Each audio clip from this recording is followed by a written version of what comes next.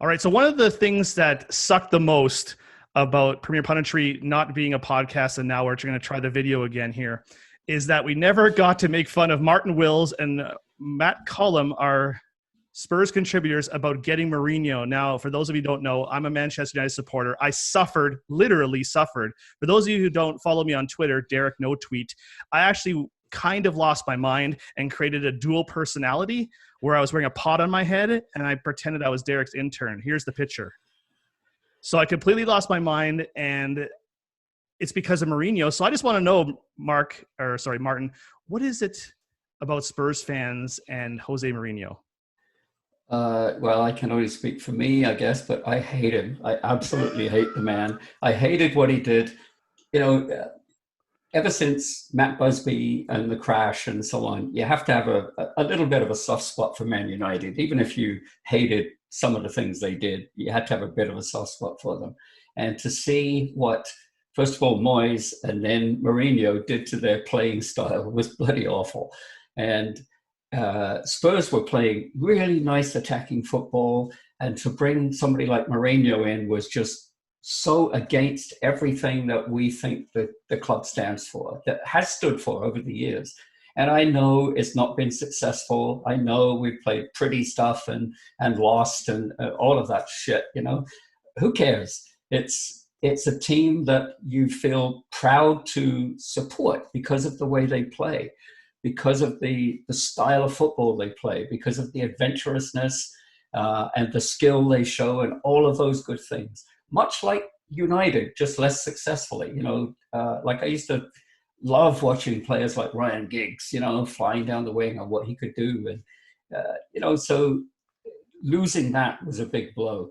And then his attitude, oh my God. I think Daniel Levy must have misread whining as winning, because that's all he's done since he's arrived is whine. It's everybody else's fault. Everything that's gone wrong is everybody else's fault except his.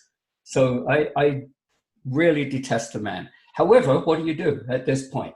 Who do you replace him with? You replace him with Max Allegri? Probably not.